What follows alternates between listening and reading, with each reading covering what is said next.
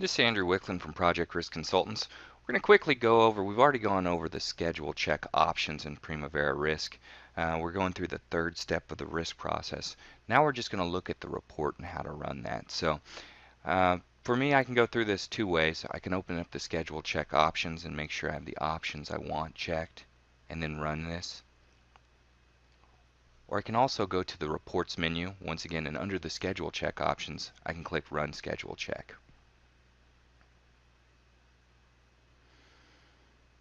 This will launch an internal report viewer. So when you run this file as well, wherever the plan file is saved, it's going to save a copy of this report. Every time you run this report, it will overwrite your options and give a new report for you in the folder the plan was saved.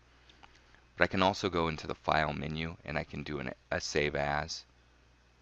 So I can go through and save it as a web page, a web archive, etc.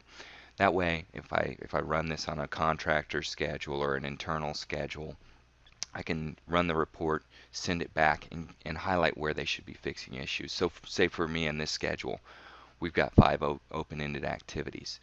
I can scroll down. These are linkable.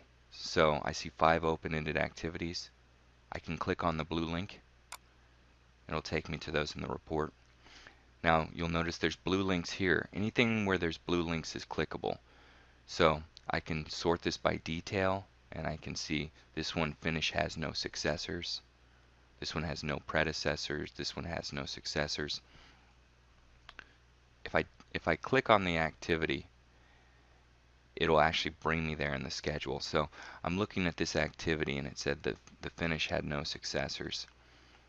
So when I look at this, now I can start to analyze what needs to be done on this. So it did have a successor, but it was a start to start. So if I look at the float calculation, this is open-ended, so it's not driving anything.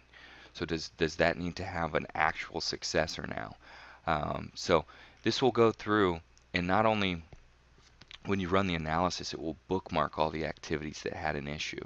So in the left-hand column, you can see the aqua dots right here. So as I go through, there's icons to go to the next bookmark and the previous bookmark. So I can look at each issue. My typical process is to print out the schedule check report, and I like to document anywhere there is an issue.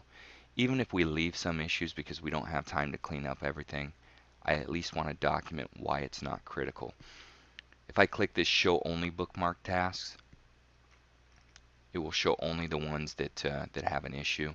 So I could real quickly go through and say, oh wow, why does my scaffolding not have a predecessor to it? Why is it sitting on the time now line? Why is the finish have no successor? Well, the finish doesn't have a successor, it's the finish. Oh, okay. So we can go through and look at what's wrong with the schedule. If I click that button again, it'll show me all activities.